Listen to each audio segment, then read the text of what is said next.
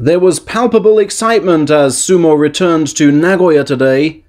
You could see on the fans' faces just how much the big men had been missed.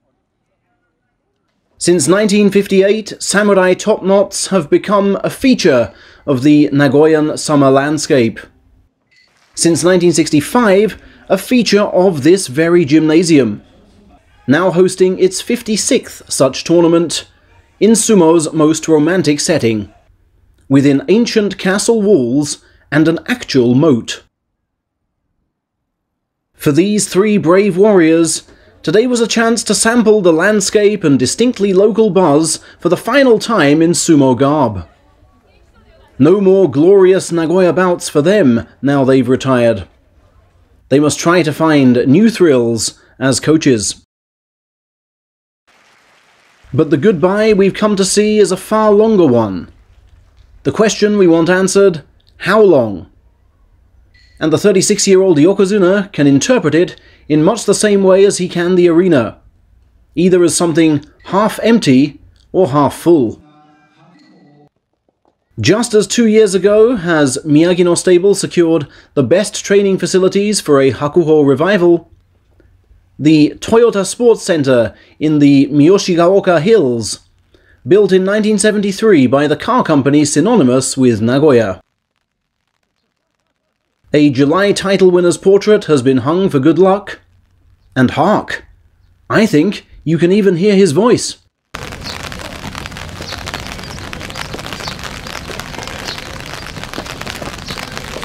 All that's a good 40 minutes away from the Dolphins Arena. The sports center is also used by local soccer team Grampus 8. As you've by now gathered, dolphins and grampuses are key Nagoya emblems. And it just so happens that Nagoya Castle's golden grampus statue has been dragged down from its lofty rooftop perch for the first time in 16 years, and placed for common people to touch. I don't wish to overplay the symbolism, but keep the camera on him every possible moment. We just never know.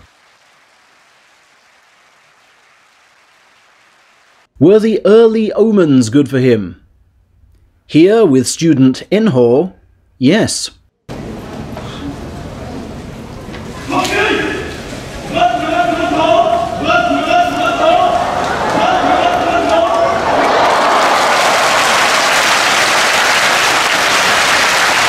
Here, with student Ishiura,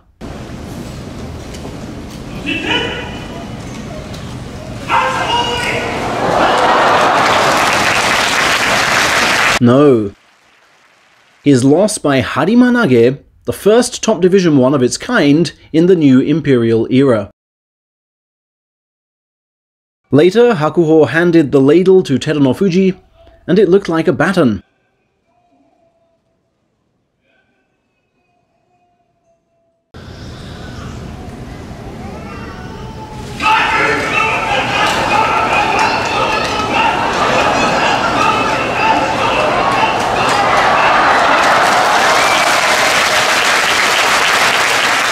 And from this angle, Teru looks like an extension of him. Until then, it felt as if Hakuho had already retired and was back merely for a one-off match. That's how he was being applauded. But the call to the stage awakened something Grampus-like within, and the strength to once more swim against the current.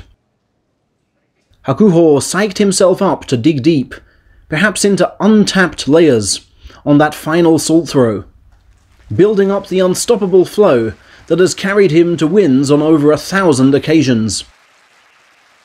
But this time his flow was blocked by a strange reaction from his injured leg, so alarming that he needed to catch breath. And then his post-op knee took its shakiest ever step into the unknown. When his physical condition suffers, he compensates with sheer heart and skill, was what his physician had told the press only this morning, claiming the knee was almost back at 100%.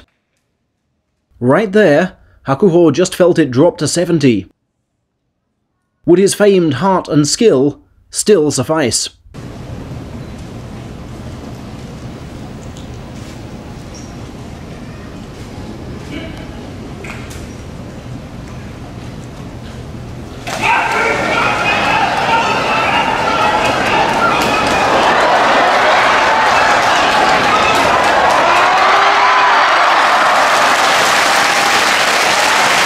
And that there may well be the stuff of legend.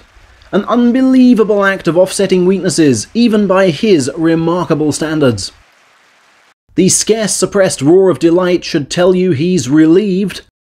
Meisei matched him from the front and very nearly forced him out, twice. His post-match face, like that of the fisherman, somehow eluded by a prize catch seemingly hooked. Meisei would have preferred the inner trip, I'm sure, but he was convinced Hakuho's right leg could not withstand the outer one. Yet somehow it did, although he was careful to pull his foot out of the final fall. The win still seems more something to remember him by rather than proof of title credentials. Hakuho knows he can't win 15 bouts like that. The injury risks are colossal. However, it's pure joy to see him stride into that arena as the oldest modern-day Yokozuna, and still leave us with the day's best memory. He promises to reveal the reason for his roar on day 15. You never know, he might just make it.